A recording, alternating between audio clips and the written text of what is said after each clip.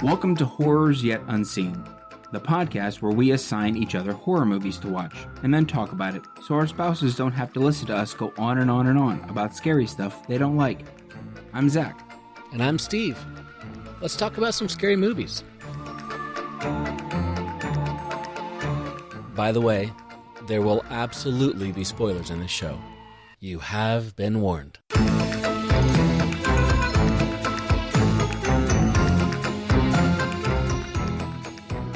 So what was this guy's reason for liking Terrifier so much? So, okay. Like so much to get it tattooed on his arm. His thought was, in a nutshell, his thought was he likes the low budgetness. Okay.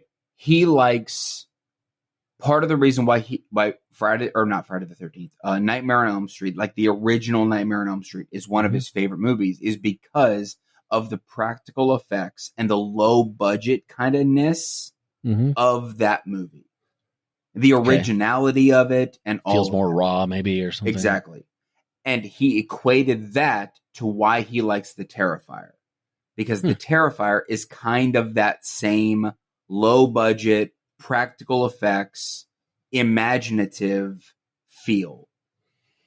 And that's why I said his opinion, that's his opinion. I don't share the same opinion because I'm solely focused on, he's like, and the story from the second one is really good. And I was like, there is no story in the second one. It's complete garbage. There's What's not. happening? Yeah. And so but again, he was a bigger dude and I wasn't about to be like, yeah, dude, your opinion is garbage and get the heck out of here.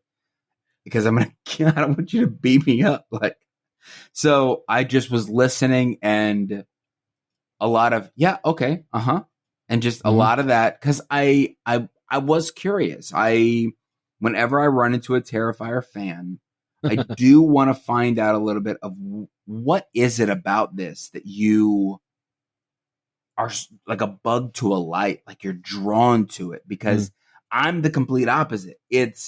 I'm drawn to it out of curiosity, but I'm not drawn to it in the same way that they are. Yeah. So I don't know because they love it enough to get freaking Art the Clown tattooed on themselves, and they love Art the Clown. And I'm like, he is a atrocious person, like an atrocious work of art. He's the fact that somebody thought him up is exactly. Yeah. Sorry. Yeah, I mean, yeah, I don't know. But again, I'm curious. I'm curious about it. So I wanted to ask him what was his favorite scary movie, and turns out he really likes the Terrifier, they're just a franchise. He's very curious about where they're going to go in, number 3, and so am I.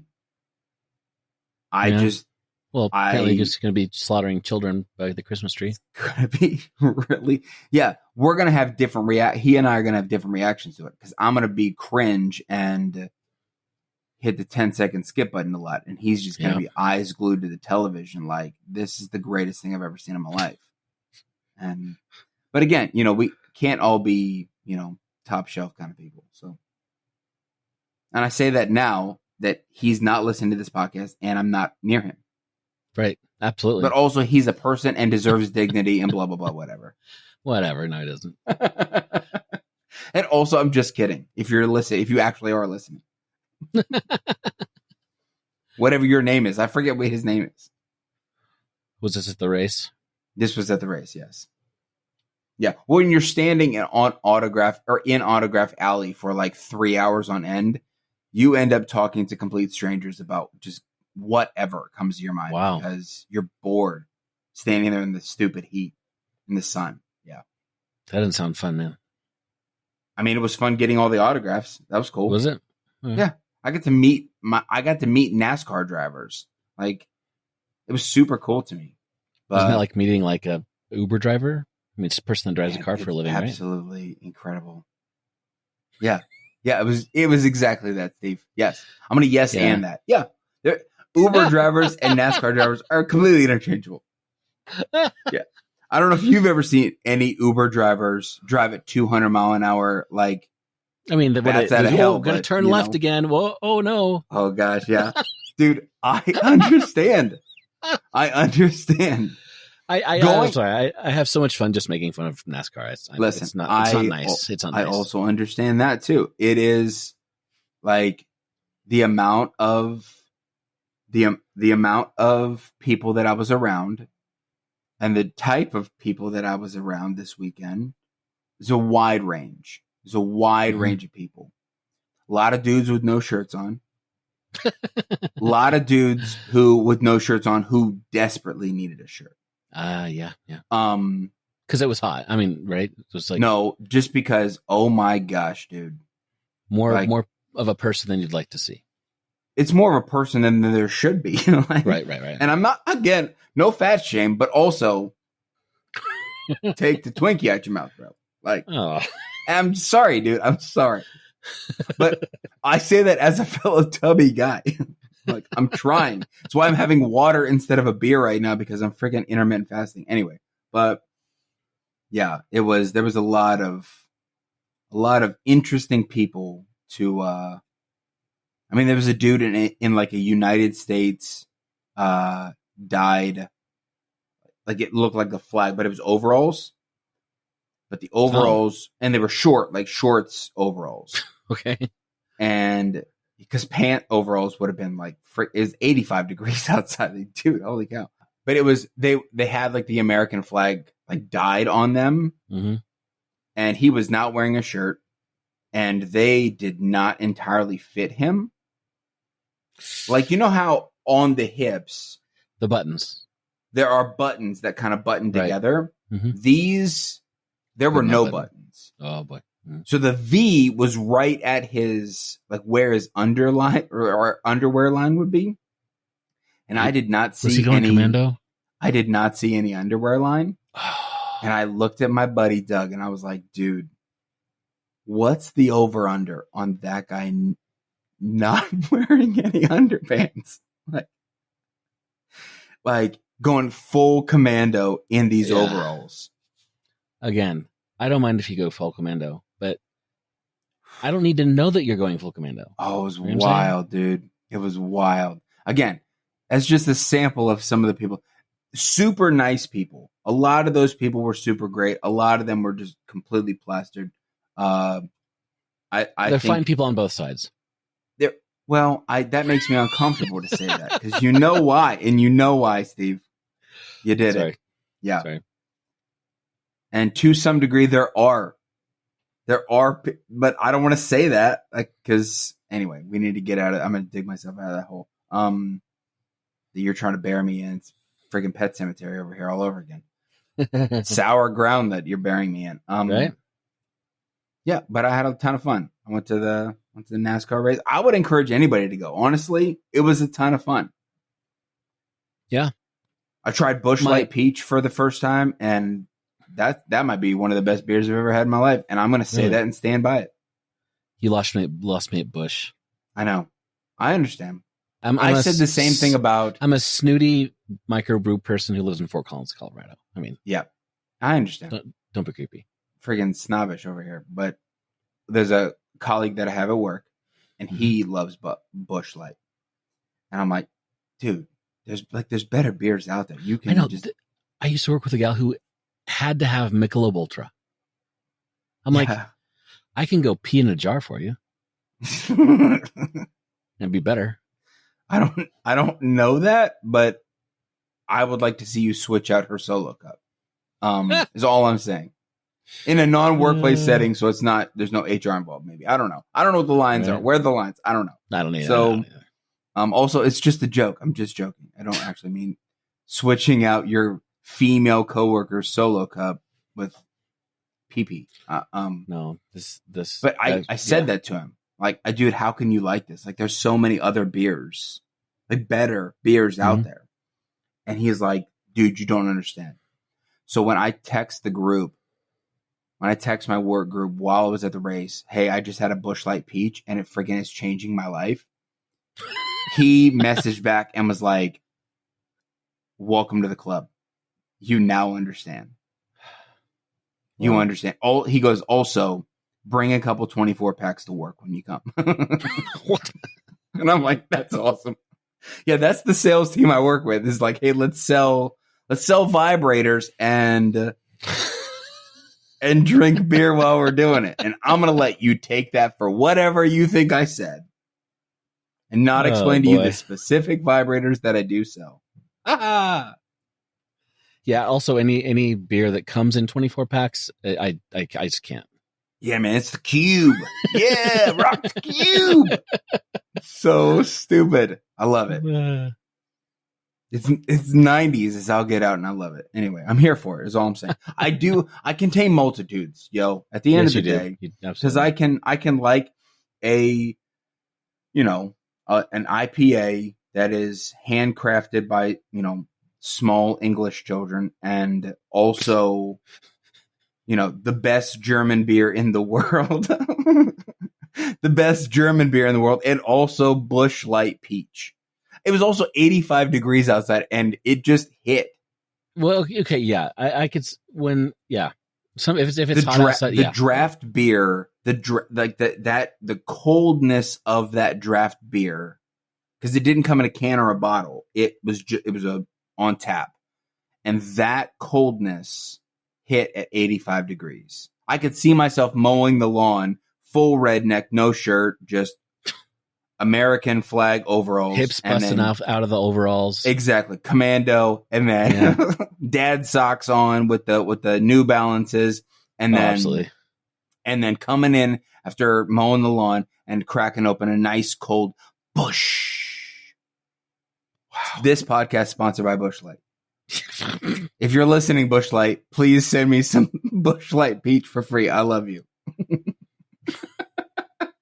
I will be clipping that later and sending it to Busch Light.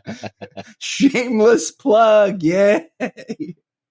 Anyway, let's talk about some stuff, Steve. Yeah. Forget about NASCAR. Let's talk about some real stuff.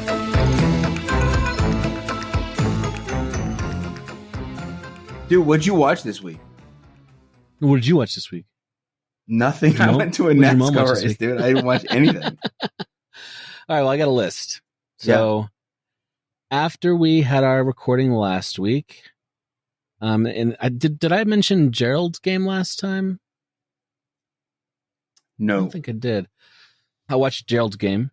I've seen it several times, maybe twice, 2 or 3 times already, but watched it with my wife because I said it's not that scary. You guys, like taking tips or something like that? Huh? Nothing. I just try to be inappropriate. It's not a big deal. Just keep moving. Just keep moving, Steve. Just keep on moving. I'm in a fun mood, and apparently I'm also saying things that I should not be saying. So I remember that Gerald's game was more like a suspense thing, but it's a lot more scary stuff in there than I remembered. So there was only one scene my wife had to look away. I'm like, you do not want to see this scene because you've seen the movie? I've seen the first 5 minutes of this movie, and I got bored because my attention span is that of a gnat, and sometimes I'm very temperamental, and I have not seen it. Well, I'm not going to give anything away because I think it's. I want to watch it. It's worth not spoiling, right? It's worth not spoiling.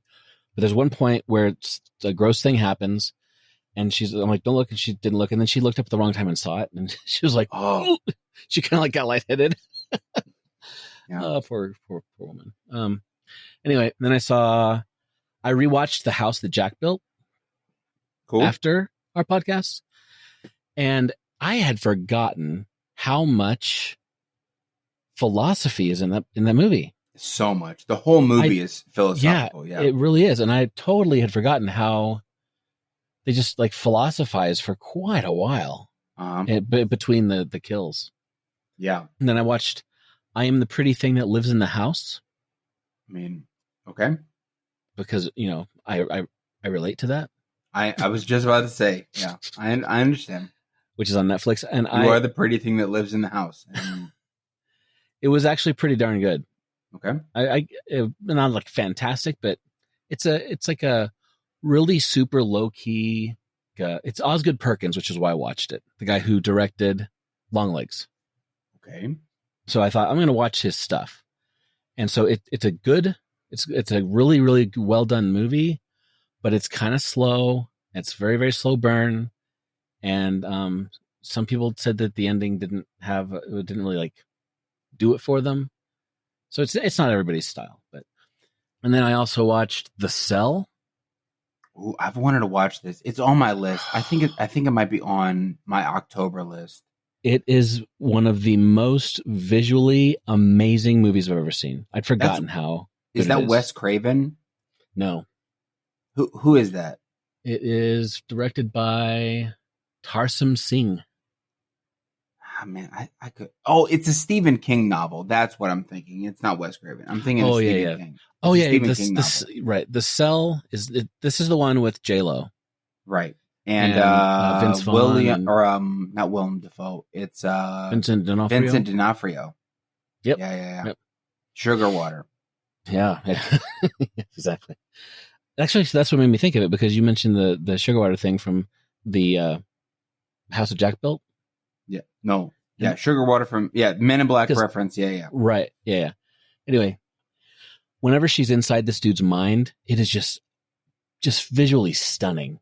It's just amazing. I love this movie. I need to watch it. Yeah. Okay. Then I watched the Belko Experiment. Mm. And then on Thursday, I saw Longlegs. What? Yes. Okay. And I'm going to spoil it all right now. Don't do that. Don't do that. We do have there is an Instagram reel on my review on that one. Fantastic movie. Fantastic. So go ahead. I was going to say, so I think that, like I said in the review, I think this is like an instant. It's like a classic. I can't tell you how, not a spoiler thing, but I can't quite place it. Why I feel like this movie is so special. I'm not sure how something's the way how it's done. It's like, I remember when the Babadook came out. Mm-hmm. I know you're not a fan of the Babadook, but it's like it kind of shifted something. Like people started thinking of like horror differently a little bit. Yep. Same thing happened with like Hereditary. It was kind of like and this is that kind of elevated horror. It's that elevated horror vibe. It's an elevated horror vibe, but it's like another level of it or something somehow. Mm-hmm. And it's even Osgood Perkins, the director, compared it to Silence of the Lambs. It's very Silence of the Lambsy. Yeah. I described it. I often, once in a while, I'll tell the plot to my wife, and I didn't get all the way through the plot, and she's like, okay, I can't hear any more of this. But the part that I told her, she's like, that totally sounds like Silence of the Lambs, but in a good way. Yeah. But anyway, something about the movie, so good, and like, yeah, I'll stop talking about it because I think I'm going to go see it tomorrow again. I do want to see it. And I got a text message from our buddy Brad, and he was like, "Hey, have you and Steve seen Longlegs?" And I was like, "Steve has, but I haven't yet." Because it was a busy week already, and then NASCAR race this weekend. But I told him that, and he was like, "I really want to hear what you and Steve think about Longlegs. I need to go see it, and then we could probably have a spoiler-free or a spoiler-filled review and discussion about the movie. I might just go see it this weekend. I mean, I would recommend seeing it in a theater if you could, because like near the I'm an old man with diseases, and I had to pee. Like, and I do everything I can possibly do to not have to pee during movies. I don't know, I had too much water or something. Yeah. And like there were like 10 minutes left, like the epic, like the culmination of everything, right? Uh-huh. And I was about to pee my pants. You got diaper it up, dude. I should have. I mean, I'm like, where's the catheter when I need it, right? I know. Catheter. We need to normalize movie catheters. Come on, dude. That is business idea. Movie catheters. Yeah. Forget about heated seats and like rumble seats, 4D seats that get you immersed in the movie. Dude, we need catheters. Now, absolutely. The problem with this idea is the reuse factor. Sterilization. Well, I mean, I figured it would be like a BYOC. BYOC? Yeah. That's what I was leaning towards. I was leaning towards just BYOC, but we should at least make at-home catheters that you over the counter at-home catheters. Do it yourself, right? Apply yourself. That you take to the movie, and then that way you don't have to worry about. You drink all the soda that you want. Now, you still would need to maybe wear a diaper for the number 2 aspect of everything, just in case you have too many corn dogs. Oh, yeah. See, I'm not doing number 2 in the theater, dude. That's going to stink it up. I understand that. Do whatever you want. If you want to poop in the movie theater, I don't want to be in that movie theater that you poop in. Like, I don't want to be in there. I especially don't want to sit next to you. So if you're Mark Cuban and you're listening to this podcast, and we know that you are, Mark, I understand. We love you, and you like our idea. You know, I would like to discuss movie catheters with you. I would like to pitch you this idea. And also, I would like to go to a Mavericks game. That'd be great. Yeah. If you can be free NBA tickets, that'd be also fantastic.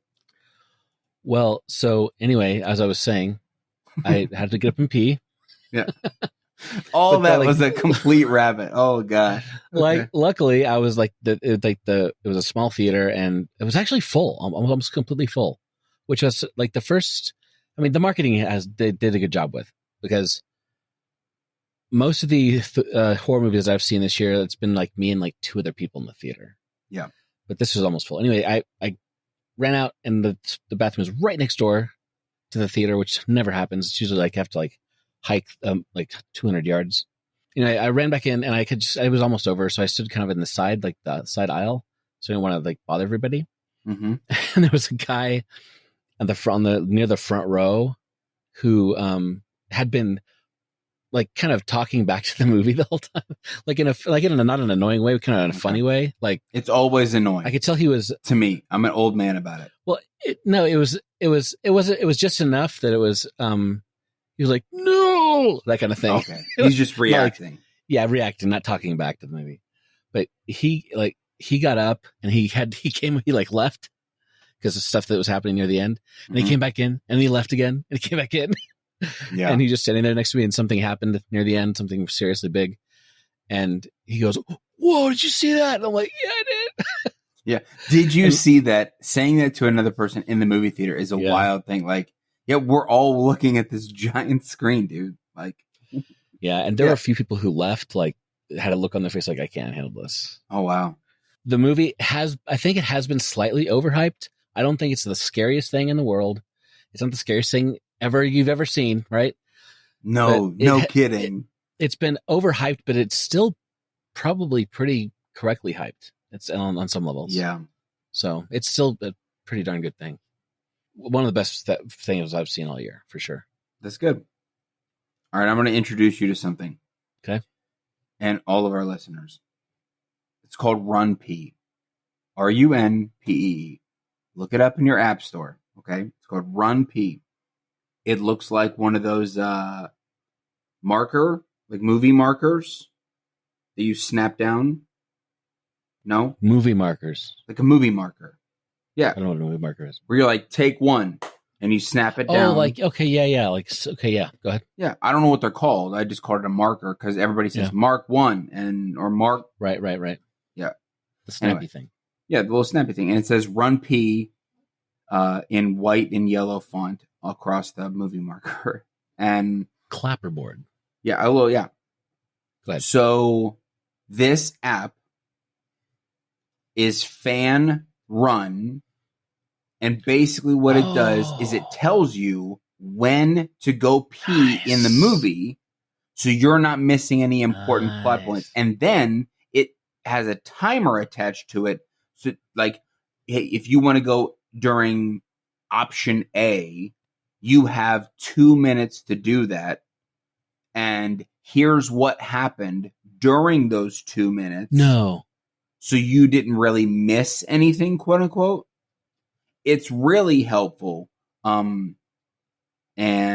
dude, that is awesome. Especially if you don't necessarily, I mainly use it because I try to avoid going to the bathroom as much as I can. but on occasion I have used it. It has been very helpful, but I especially use it if I want to know if there's like a post credit scene. Should I stick around for the entire credits or But it not? has that in there too. And it also has the ability for you to see, is there anything else after. The problem is sometimes with that is that it's not entirely specific. So there have been times that I will hang around for the credits because it says that there's something extra, but really the extra thing was like animated credits where they'll like show stuff at the very beginning before the black and white scroll. There's no extra scene or whatever. But yeah, there's I searched for it on the App Store for iPhone. Yeah. And it's there, obviously. But then there's another app called After Credits. Yeah. Is the movie really over? So I'll take a look at that. Right. Too. Yeah. The Run P it's been in my phone for years. I've heard of this, but I completely forgot about it. Yeah. I literally use it almost every time I go to a movie and it's nice to check out beforehand. It'll tell you like, here's the line that you need to leave. So pay attention for this line in the movie, and then you can navigate the app from there, and it'll help you if you do have to go to the bathroom, but don't want to miss anything. Right. Run P is the app that I use on a regular basis. So that's cool. Yeah, it's a lot of fun. So just a few more things that I watched because I've been lazy lately. Watched Exhuma, or Exhuma, however you say it, Exhuma. It's on Shudder. Yeah, It's a Korean horror film, which I've decided I really like Korean horror movies. Really good.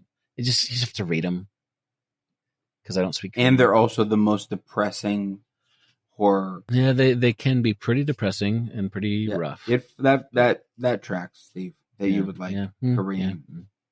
Yeah, well, suck it. Then I watched Arcadian, which is also on Shudder and super highly recommended. I want to watch it. Yes, with the Nick Cage. Ooh, the Nick Cage. And no spoilers, but the monsters in this are fantastic. They're like very unique. I've not seen anything like this in a while. Good. Okay. And I watched Nocturne on Prime. It's a Sydney Sweeney horror movie. And it's okay. It's a very okay film. It's, And then I watched Shutter Island last night. Shutter Island. It's a Scorsese movie. Oh, Leo.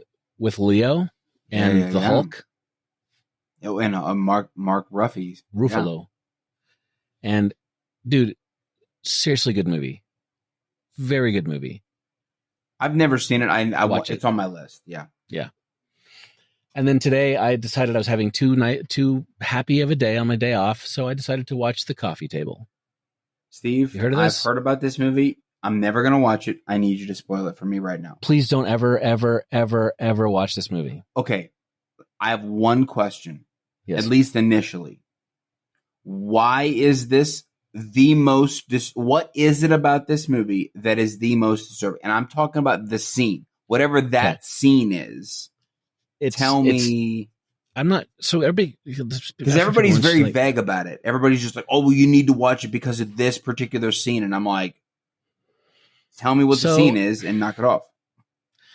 I don't know that there's a single scene that... Okay. I mean, I've heard people say that too, but I never quite understood that after watching it. So if you haven't watched the Coffee Table, I'm going to spoil it for a second and skip ahead or whatever.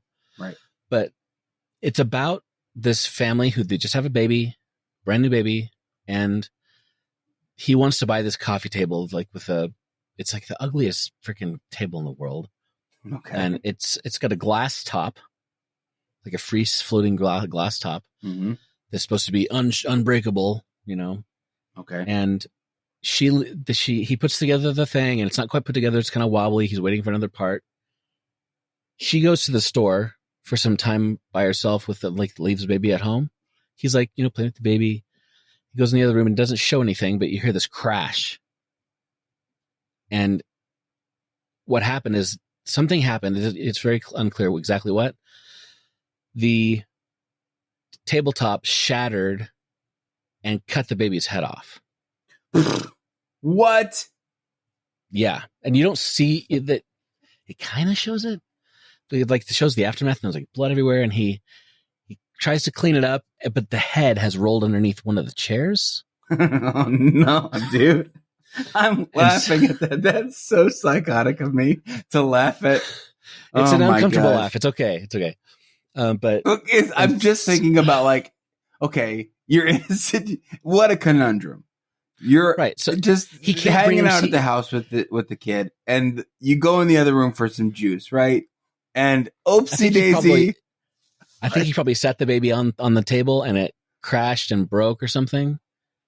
Anyway, and the baby's head just had, oh gosh, it's also a fake baby, so it's not real. Like, I'm laughing. It doesn't show any of the head decapitation. It just barely shows the head kind of from the side underneath the thing. You can't really. It doesn't really show everything. And so he changes the baby's diaper and takes headless baby to the crib. No, cleans everything up and pretends like everything's fine. His wife comes home. He pretends everything's fine. His brother and his sister-in-law come over. Everything's fine. And finally, they get in there, and the brother-in-law sees the dead baby, and they try to hide it from somebody. And then, like, a kid comes over with a dog, and the dog pulls the baby's head out from underneath the couch or whatever. Oh, dude! Because he couldn't bring himself to take to touch the head. He just couldn't do it. So the dog brings it out, and the wife sees it, and she loses her mind and goes and jumps off the balcony with the baby's head. And then I guess he jumps off the balcony too. It doesn't show that part, and then the brother is like catatonic in the backseat of the police car, just going like, the coffee table, the coffee table, the coffee table.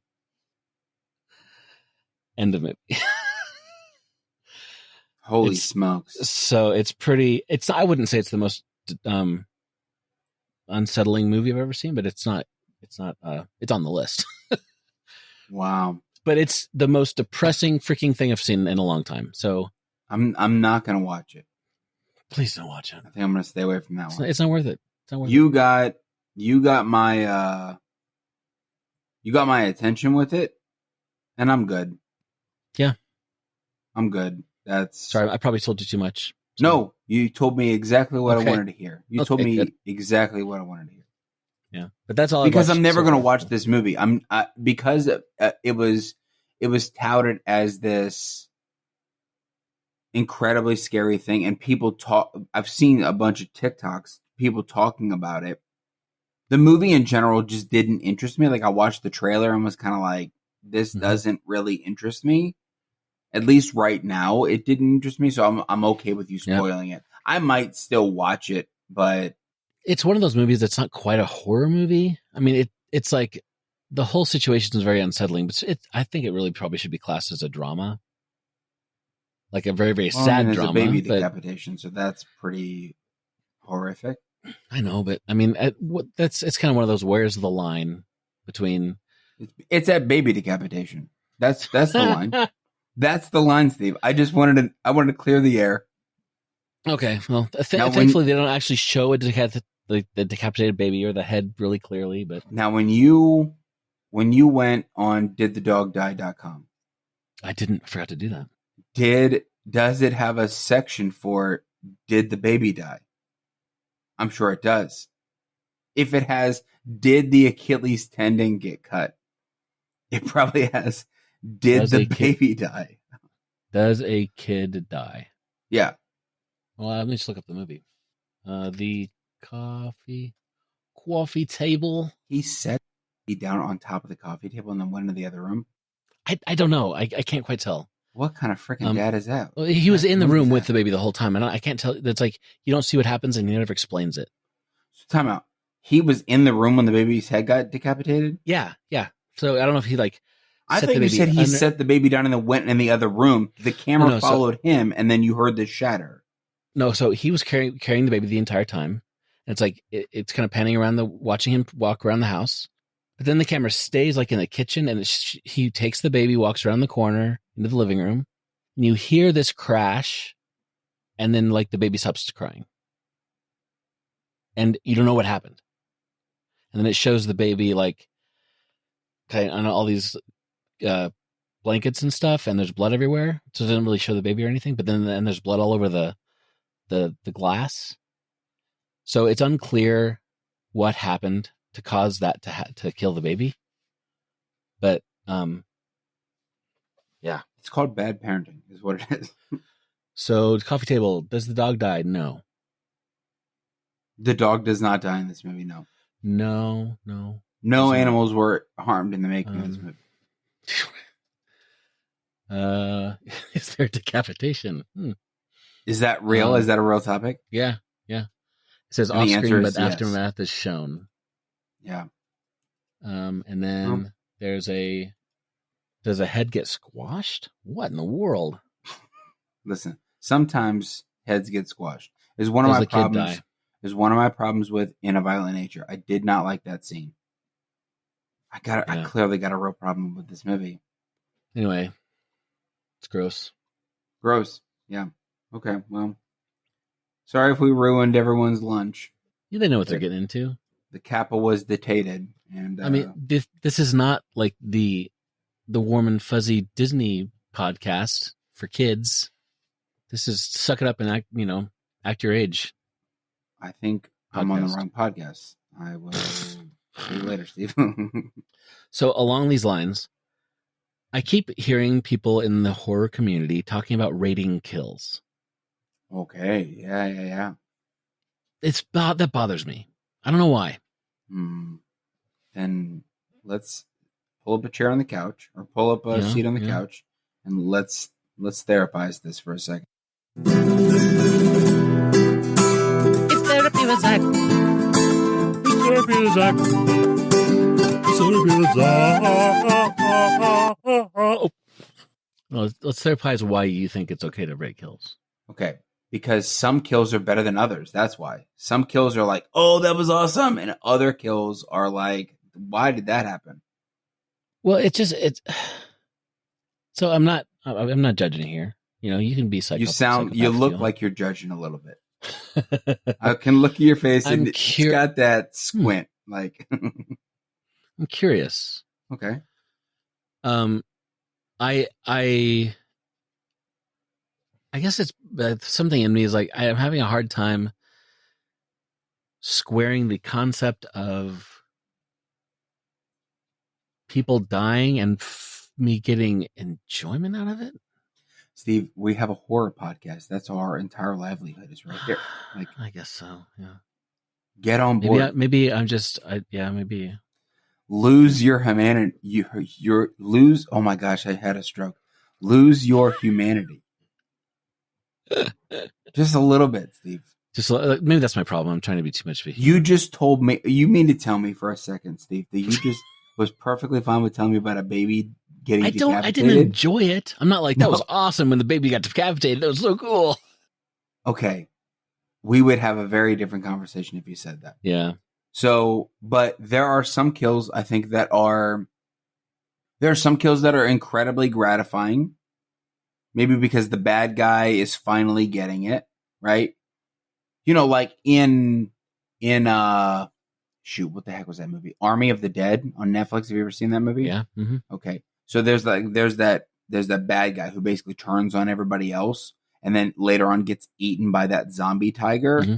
That was amazing because he deserved it. Like it was satisfying in that way, right? But even outside of horror movies, when the bad guy finally gets it, in Game of Thrones, when Joffrey finally died, everybody was like, "Oh my gosh, finally!" Exactly, huh? Spoilers, dude. Have you not seen Game of Thrones? I've totally seen it. Yes, I was gonna say, bro, get on. What planet are you living on? I think what it is. I totally get the feeling of like. I'm glad that guy died, like the satisfaction. Yeah. I just haven't quite gotten to the point where I understand the ranking of like innocent people who were killed. Like that was really cool the way he chopped his head off or whatever. And I find it, maybe interesting, but I don't know. Yeah.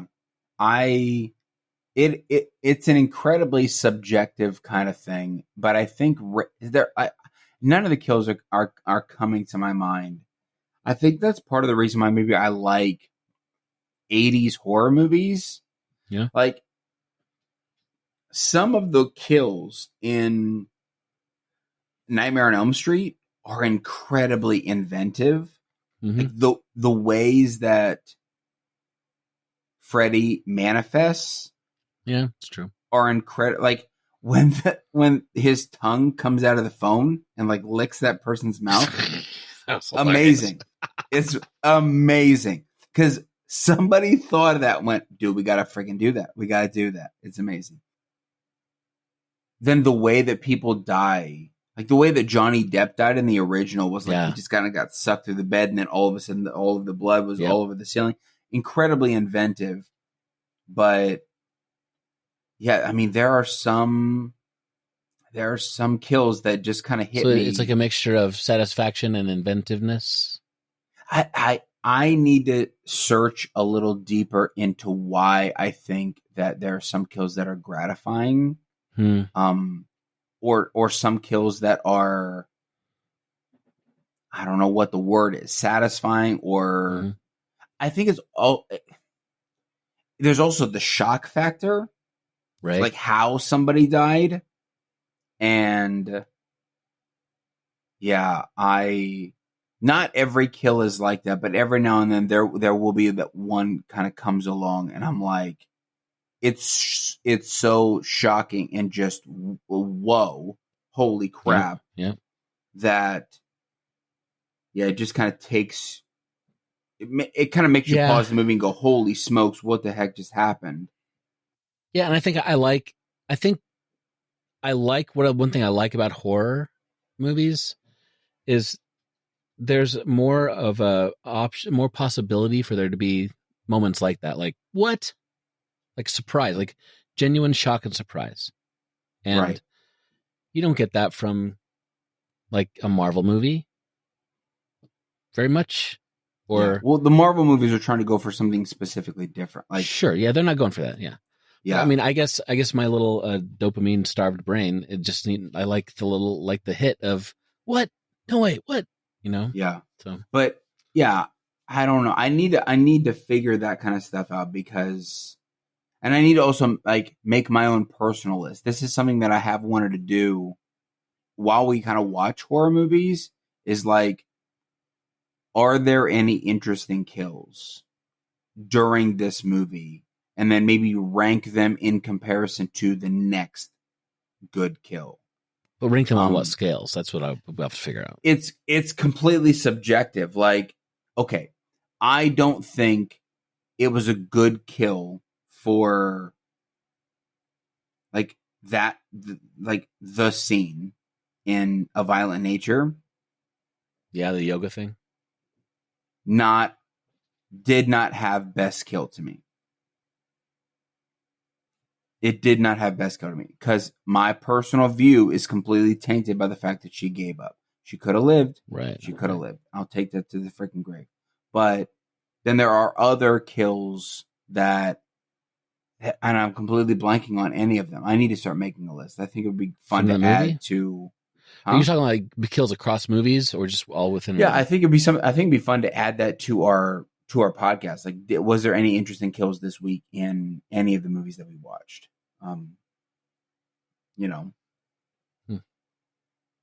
then maybe tally them up and go, okay, best kill of the year is out of all the movies that we saw was this. But it'd be also interesting to put up on Instagram too and find out what other people think about.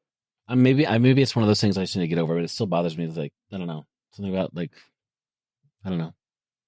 I've got problems, Jack. Got problems. Yeah. See, I leave all morality at the door when I watch a horror movie, except for when babies are decapitated, and then I'll pick it up very heavily. We need to. We're not working on the house that Zach built, right? Say what? No, we're not working on the house that Zach built. I would never do that. But also never say never. I'm just kidding. Or am I? Kidding, not kidding. So one of the best kills was, to me, shoot, what the heck is the movie? When Evil Lurks. When Evil Lurks, first, axe to the side of the head when she kills her husband. He's staring at that goat, right?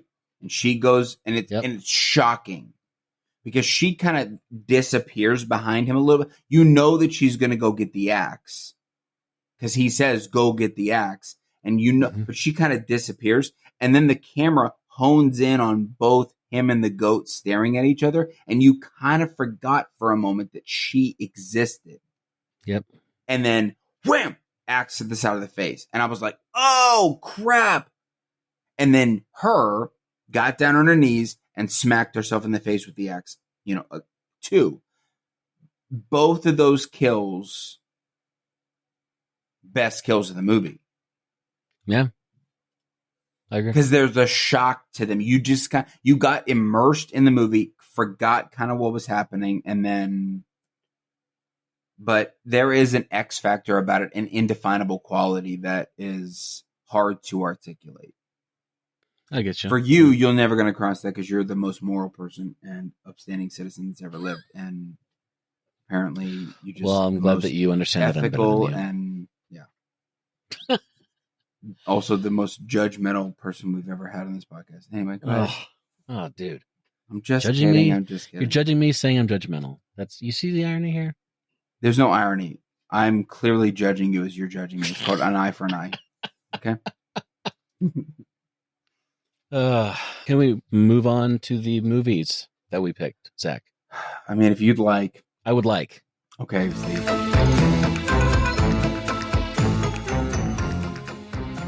Okay, so you are... you're first this week? Yeah. So I would like to hear your thoughts on the movie from Down Under called Sissy. I'm going to start this off by saying, no, you do not want to hear those. But I'll share them anyway because that's what this podcast is all about. Yeah, so you have no choice. I did not like this movie. I'm so sorry. It was a struggle to watch. Really? And I did not finish it. Because What? I did not like it.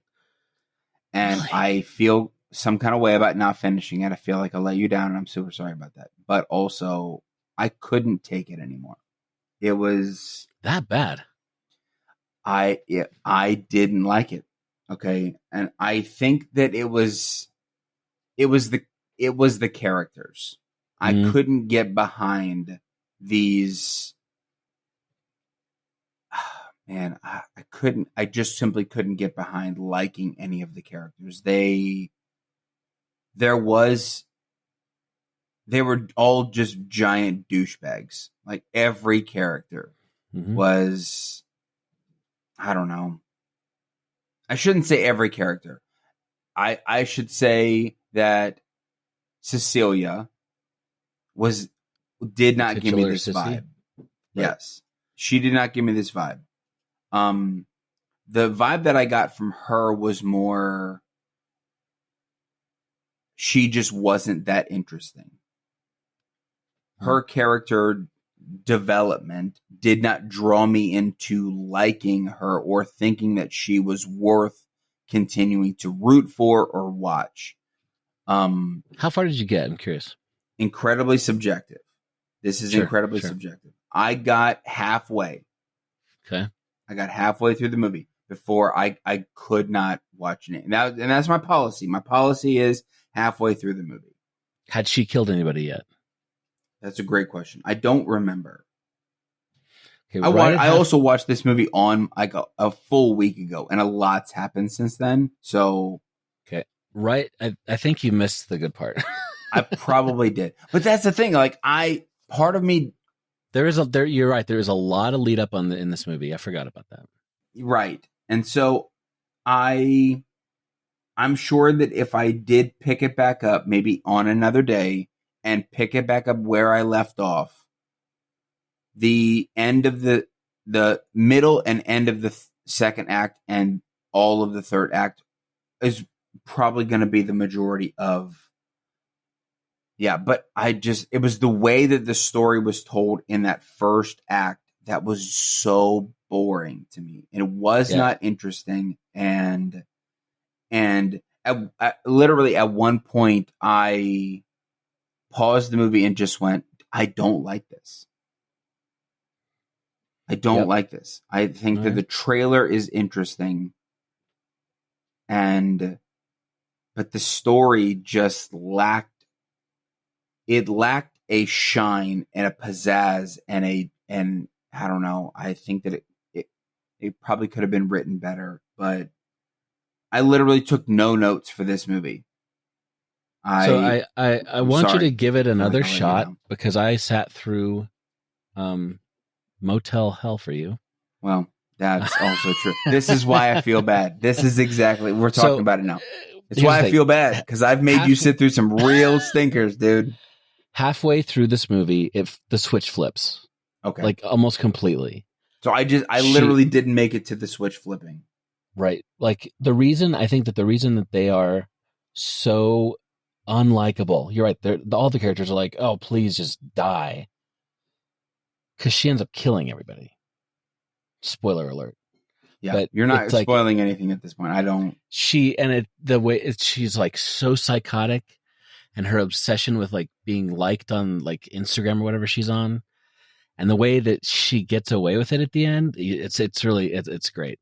And there's some brutal kills like heads popping and all kinds of stuff. So I don't know. It was also like I kind of put myself in her shoes to some degree when she bumps into accidentally bumps into her old best friend from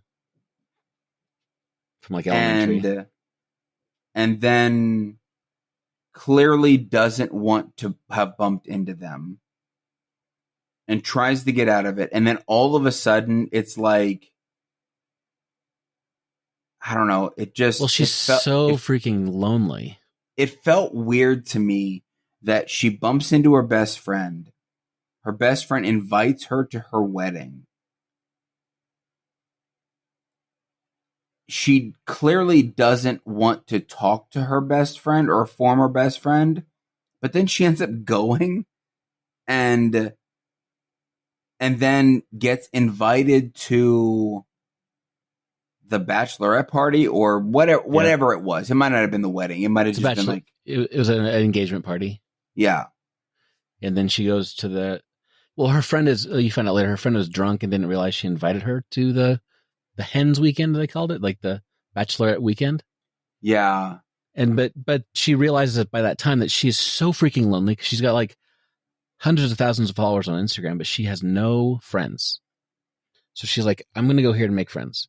And so she keeps trying to be friends with these people, and her wanting to be friends ends up killing them and weird ways. And yeah, I clearly didn't make it to that part of the movie, and it was because I just got bored in what I watched. It was boring, and it was also like it wasn't the vibe that I like in movies. It was okay. I know that I watch horror movies and a lot of very disturbing things, but one of the things that I don't like about some situations is how real they are to my own life. Like, so the fact that she got invited to a party and nobody really wanted her to be there, I immediately went, I feel incredible awkwardness and sympathy for this. I don't want to watch this because I've lived through those moments and they're uncomfortable. They're more uncomfortable than the kills. That's the thing. It's because I know the kills are fake, but this is real stuff. And I get you. And so because of that, it was just, I don't know. And then there was, the leader, whatever her name is, freaking Jebecca. She freaking, I don't even know, White Karen. I don't know what her name is. It just blow my head off Barbie. I don't know what her name is. And so she She made me want to smack my head up against the table and also her head. She made me want to repeatedly beat her head into the coffee table and decapitate her baby. I don't know. And so I'm sorry, dude. I'm so sorry. Is this too far? Is it too far? Okay. You never really know where the line is sometimes till you cross. I'm just laughing. Just an uncomfortable laughter. Yeah. I feel bad about not finishing it.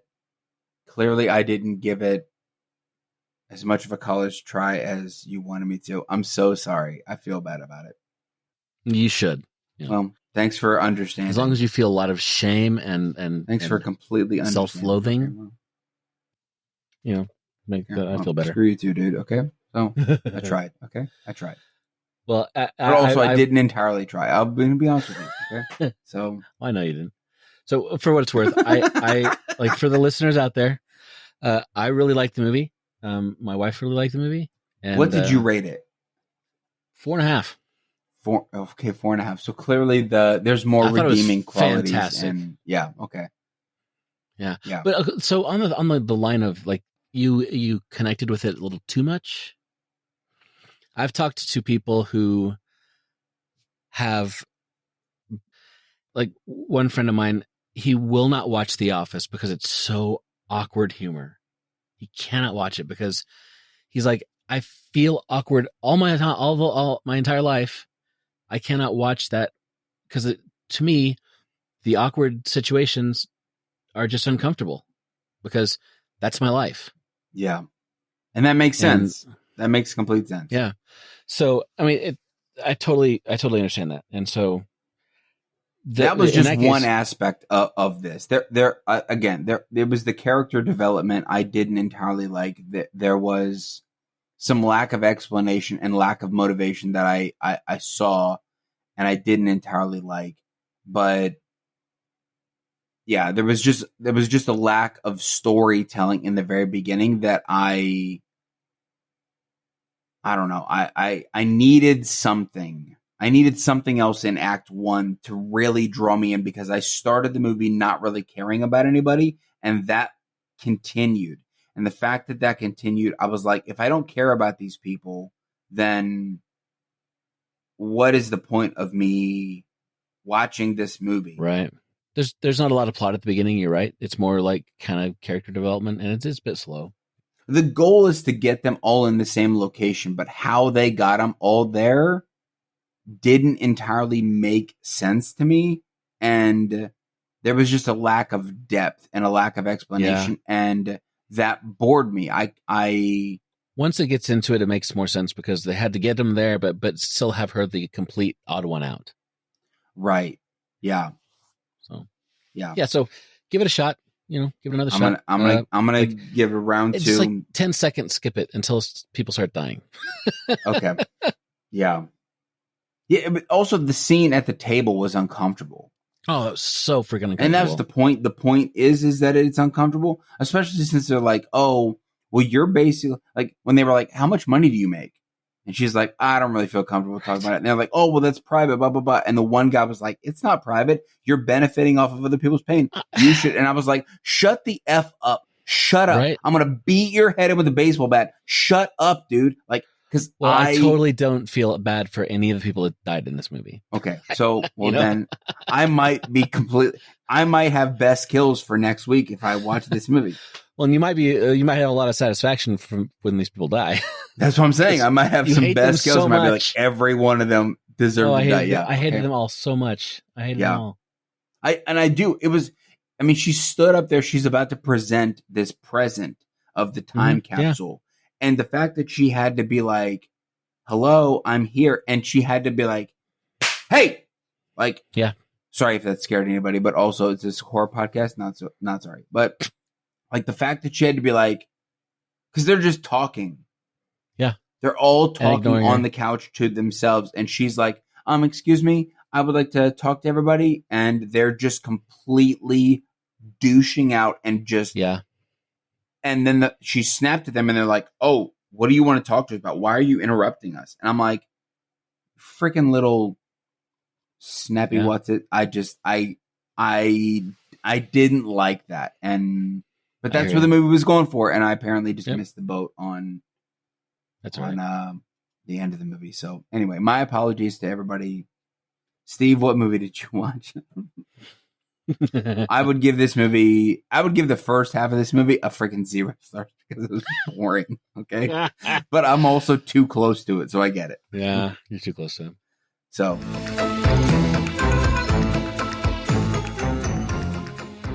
So a movie I was assigned was the Belko Experiment from 2016. Yes.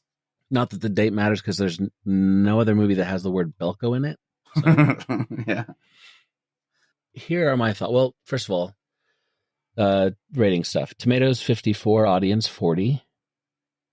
So not super high. Not at all. But IMDb is 6.2 out of 10. Metacritic 44%. And Letterboxd is 2.8. And Zach is 2 stars.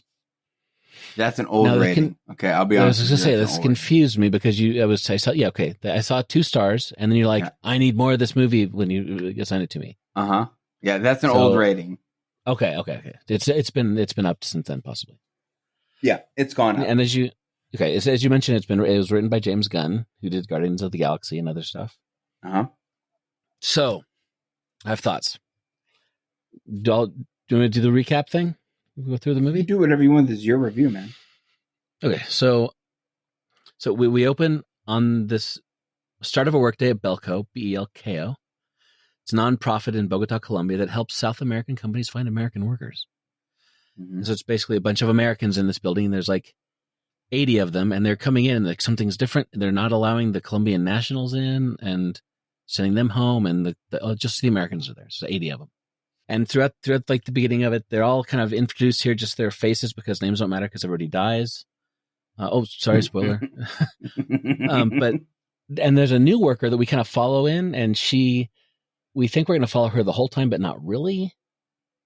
And this is kind of weird because I think they're trying to set her up to make us think that she's going to be the last survivor. Yeah, but she's not. The few people who do matters. Mike, he's kind of the main character. He's just like a dude who works there. Mm-hmm. And then Leandra, his girlfriend, who just also kind of works there. And Mr. Norris, he's the head exec for the office, the COO. And then Dr. Cox, I don't know his name in the show. But did you ever watch Scrubs? I have seen the show Scrubs. I've not watched it chronologically. So Dr. Cox is the character guy. What if the actor's name? For what it was. Anyway, Dr. Cox. After a few minutes of normalcy, this voice comes along the PA and says, "Stop what you're doing and listen. In 8 hours, most of you will be dead. Your chance of survival is increased by following my orders." And the first task is this: murder 2 people. 2 people must be murdered in 30 minutes or you will face repercussions. And everybody's like, what? Nah. Someone's joking with this. And then all of a sudden, like all the windows and doors are just shut, sealed with this metal, and they can't even blowtorch through it. And they're just stuck in there. And so everyone's scared. The phones aren't working. The cell phones don't work. They can't get out. And the CEO is like, everything will be fine. And he's going to circle back, come back to it later. It's like, even the CEO is like, the writer did a good job on that one because that's exactly what CEO is saying. We're going to circle back on that later and take that offline. Blue sky solutionary. And so everyone's scared and they all meet up in the lobby.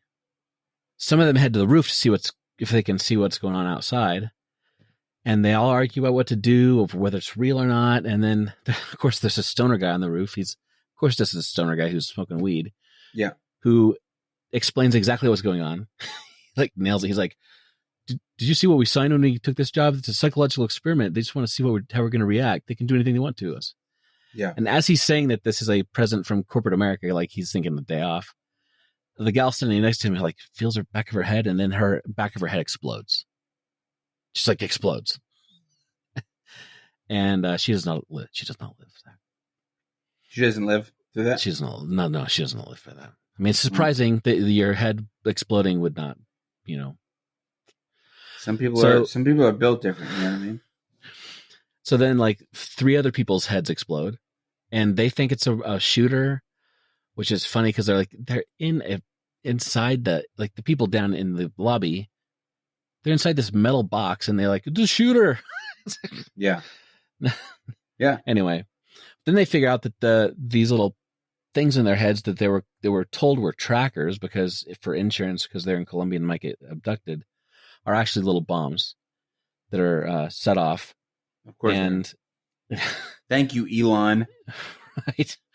I don't know. And then so unnecessary shade. Mike gets a box cutter, the main big guy. He starts cutting it out of his own head, and this voice comes on the PA, and they're like, Mike, whatever, stop doing that now, or we're going to blow it out of your head anyway. Just going to kill you.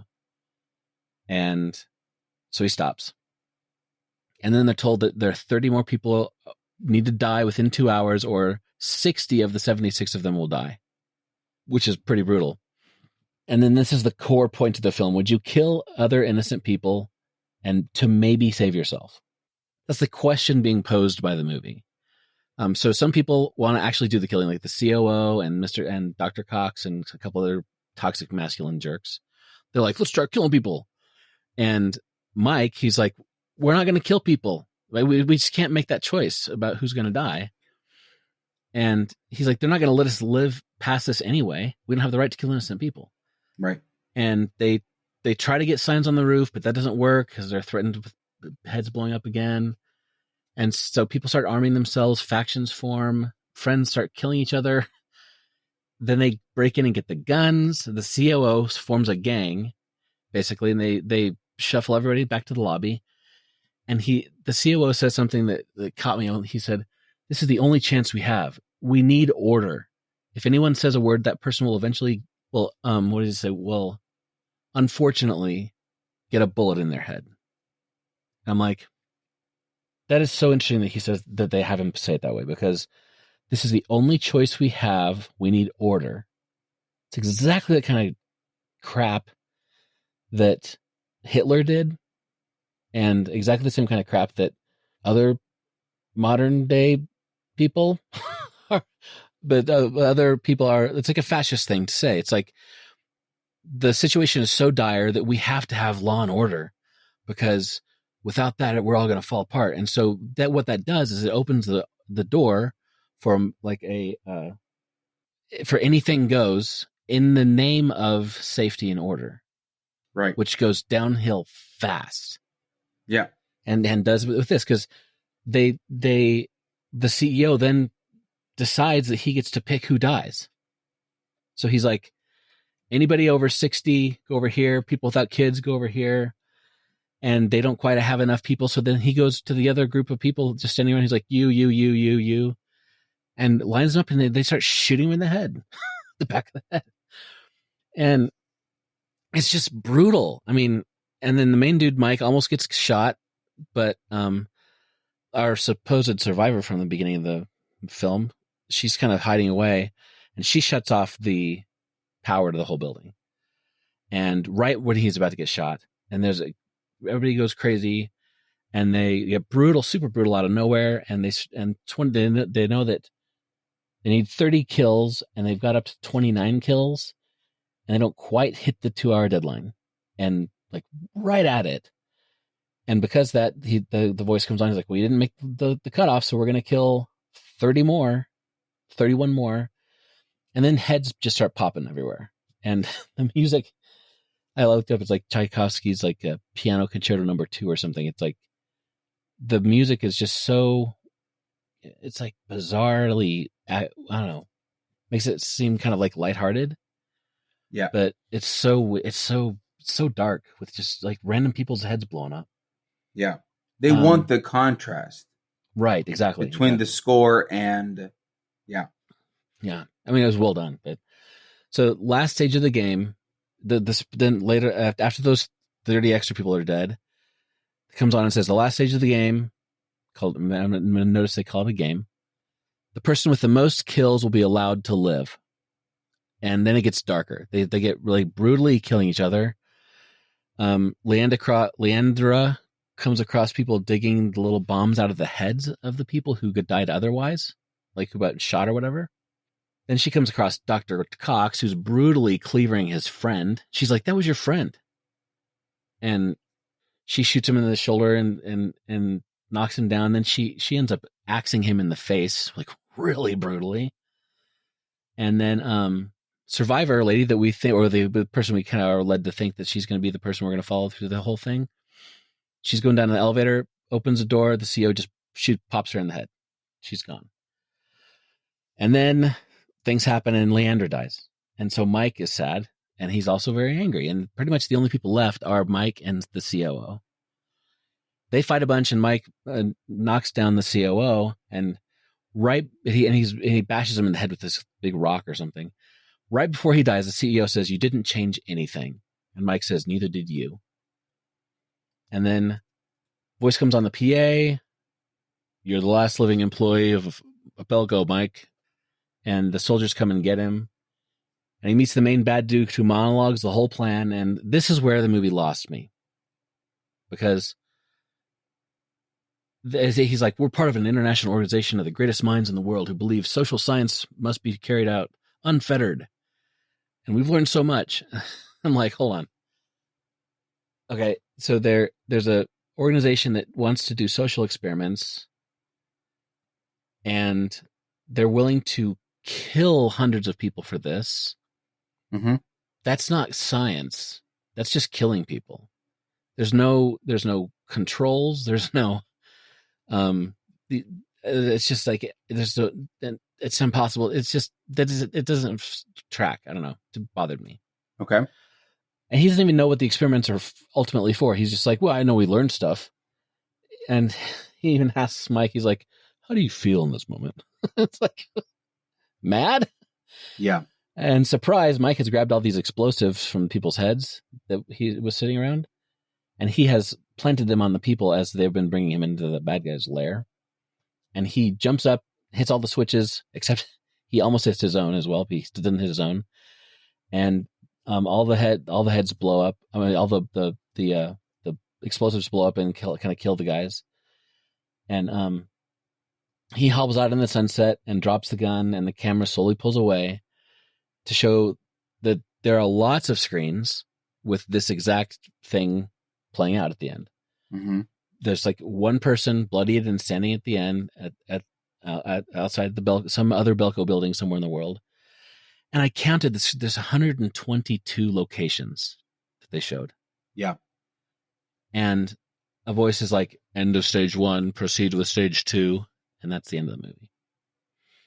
And so it kind of bothered me about the science, the supposed science experiment of this, because, yeah, it's not a science experiment. But then the fact that there are 122 of these going on at the same time, that's just, I mean, it's like, no. And that's only phase 1. Right. It's like, I don't know. It was so over the top. I'm like, this thing gets 2 stars. 2 stars. And I started thinking about it. And so I was kind of rolling around the thoughts in my head about what was bothering me about it. And I started thinking about some of the things that the CEO had said and about we have to do this. We don't have a choice. And the guy talking about how he was killing his friend and you didn't change anything, all these things. And I'm like, this is an allegory movie. This is not just about an experiment, but they're talking about what life is like in corporate America.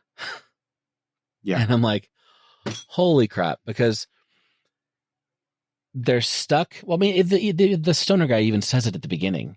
He's like, This is a gift from corporate America. He said, so you're stuck in a job and you can't get out, literally in this case, but figuratively in others. Mm-hmm. And I'll be honest with you, Zach, you know a lot more about that I'm not going to share about my personal situation, but this so applies to my personal situation. I don't entirely think that I caught that until you just said it. I'm like, oh dang, this is a good pick for Steve like this. Yeah, and then nobody's going to help you out because their job is on the line. Mm-hmm. And they'll shoot you in the head to keep their job, even if they were your friend. Uh-huh. And then someone from on high says, do this thing and fire these people. And it's nonsensical, stupid reason that doesn't make sense. That's not meaningful. Uh-huh. It's just more cash or whatever. Yeah. And it's a game. Like he even says in the thing, like the last stage of the game. And so people do the thing, but it doesn't matter. You're just going to die at the end. Like you can work yourself to death. You can be a horrible person, or you can not do that and you can be a good person. It's still, the end is going to be the same. Yeah. And the question really is will you play along with the game, or will you refuse to play the game because it's wrong to play that game? Yeah. And when I thought that, I'm like, holy crap. This movie is much more prescient than I thought. So it went from 2 stars to 3.5. to 3.5. Okay. An extra star and a half is not bad. Yeah. I mean, it's almost double if you do the math right. Maths are hard. I said maths for our British listeners. Maths. Yeah. Right, because if I said math, they wouldn't know what I'm talking about. Yeah. Oh, math. Yeah. Maths. Well, they say maths in England, so, you know. Yeah, math. You were, yeah, okay. Meth? Is that what we're doing? Breaking Bad, what? What? Yes. We're doing meth. Yes, Zach. Okay. Meth. Got it. Okay. Anyway. Meths. We're doing meths. Okay. I get it. But the way that, the way this was lined out and how, like, it's the COO and his stupid male, like the toxic masculine cronies, just deciding who lives and dies. Yeah. I mean, that's like corporate America right there. Yeah. And so, yeah, I was kind of annoyed with the movie. I'm like, this is stupid. It's like, this would never happen. But when I realized that it was more of an allegory, that there's a lot of things that would never happen in movies if they're trying to make it more of an allegorical sort of thing, that I can allow, because it's clear it's not about the people getting shot in the building. It's using that as an example to show something, try to get a point across. And so when I realized that, I'm like, okay, I can dial down the this isn't realistic dial, and kind of accept things more for what they're meaning instead of what they show. Right. Does that make sense? It makes complete sense. So yeah, I'm glad I kind of realized that, because I was kind of bummed about the movie, but it had a lot of connections, I thought, to Circle that you assigned me a while back. Because both situations, you're put in a area, put into a situation where you have to either kill people or decide who dies, which is kind of the same thing, and for seemingly no reason. You know? Yeah. Mayhem is the more fun version of the Belko Experiment, I think. Yeah. It's the same kind of vein, but it's also still different, because there's still corporate setting, and 2 people are just kind of going postal, doing blah blah blah, whatever. There is no deeper meaning, but there are the bosses who feel like they're untouchable, all of that jazz. Like, I had more fun watching Mayhem versus the Belko Experiment. That was on first glance. So I need to rewatch the Belko Experiment and kind of update my rating on Letterboxd. But I do want more. I want more of this kind of thing. What about it do you want more of? I would like to see where I would like just to see where they're going to go. Like, what would be stage 2? And maybe I don't need another movie. Maybe somebody could just explain what stage 2 actually is.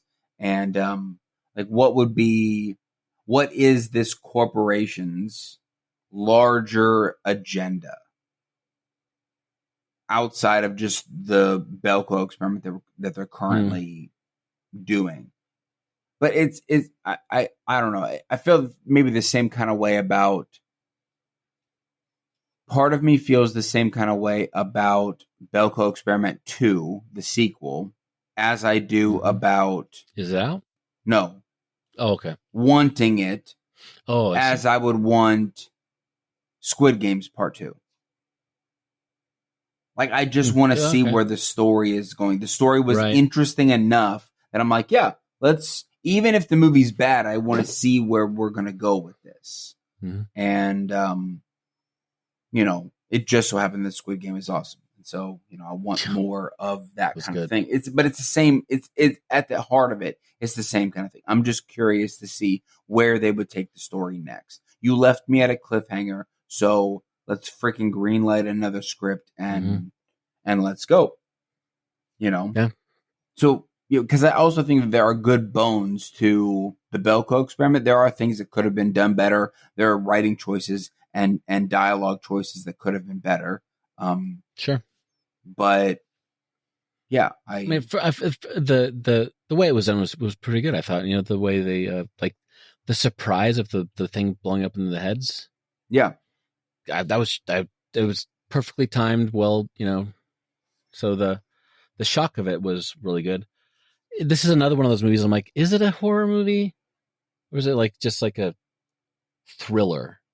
It might be. Yeah, it's a good discussion for us to have at some point.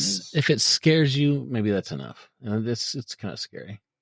It was more shocking than it was scary. Yeah, shocking. That's a good point. Well, yeah. Like the coffee table thing. It wasn't scary. It was shocking. Shocking. Yeah. But shocking is not a genre. Well, but horror contains multitudes. Yo. Because you can have like funny horror, you can have romantic horror, you can have shocking horror, horror. Yeah. I wonder if Netflix has a code for it. You can have horror that's just about doing your taxes. Well, that's the most terrifying. Yeah, it's just someone being filmed doing their taxes.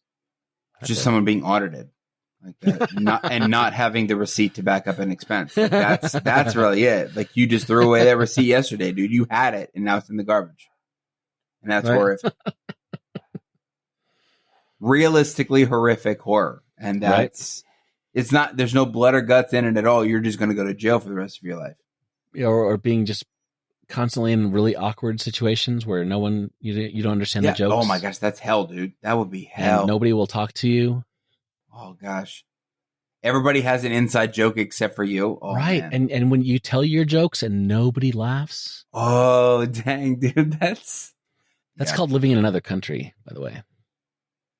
I feel like you're speaking from the German perspective of, yeah. Okay. I was always trying to like tell little jokes, like throw something in there. Never landed. Ever. Because it's the style. Yeah. And then I'd be talking about nothing at all.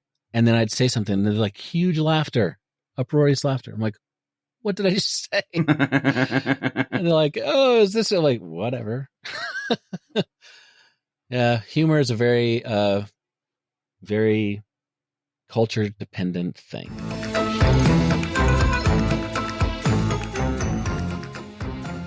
All right, Steve. Next movies for the week, Mr. Zach. Yeah, man. You want to pick first or want me to pick first? You can pick first. All right. Shuffle, shuffle. Okay, I'm gonna go hardcore on you. Hardcore. Yeah. Wow. Are you familiar with Cronenberg? I am aware of Cronenberg. Yes. Okay, this is his son, Brandon Cronenberg. Got the it. movie is Possessor. Possessor. Mm-hmm. Never heard of this movie. Or maybe I haven't. I just need to see the poster. I think you have. It's not about supernatural possession, so don't think it is. Okay. Because I know you're not a possession fan. I'm not necessarily a possession fan, though. If Russell Crowe's in it, I'm in.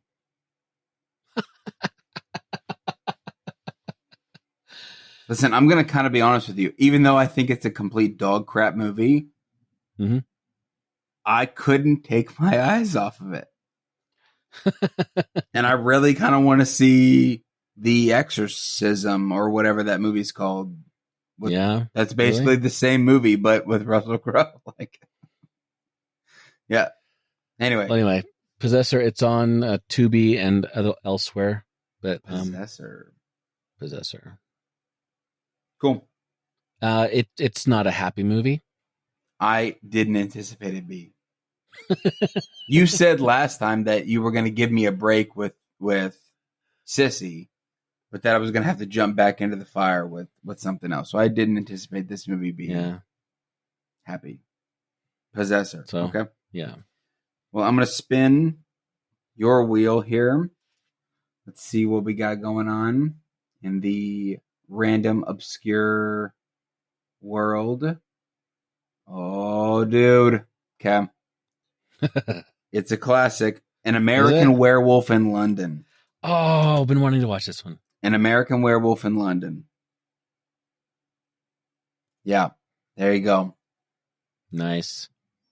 This is one of those like practical effect transformation kind of. I don't know. It's pretty decent. I'm gonna set the bar low, so that way you don't. I don't want to overhype it, but it is kind of a classic. Like everybody kind of agrees that this is a classic kind of movie. Oh yeah, like The Shining, or like I don't know, whatever, or like Sissy. Yeah. Well, too soon. All right. Well, this has been fun and educational. Definitely. And fun and educational. Watch yourself in corporate America out there, folks. Watch yourself. Yeah. Speaking of corporate America, I'm back to non-PTO tomorrow. So fantastic. Oh, well, I got PTO all week. So, and next week as well. Fantastic. Half okay, of next thanks week. For bragging. All right, great. Well, you know, I mean, I don't get to go to a NASCAR race and watch cars driving. You should. You should. I should? Definitely. Okay. Yeah. Just dip your toe, bro. Dip my toe in the possibility. car. You know, my cousin lives in Indianapolis, and her husband manages the hotel, the big Marriott, right next to the track. Mm-hmm. And that's like where all the big names stay at his hotel during Indy 500. And so they go like every year. So maybe I should go and intrude. Yeah. It's only like a 5-hour drive for me. So if you go, I'm going. Let's go. Okay. All right. Well, all right, man. See you next year at the 500. Yeah, see you next year. Okay. Next week, I mean. Yeah, okay. Talk to you later. Okay, see ya. Bye. All right, listeners. That's a wrap for another episode of Horrors Yet Unseen. Thanks for joining us. And we'd love for you to become part of the conversation.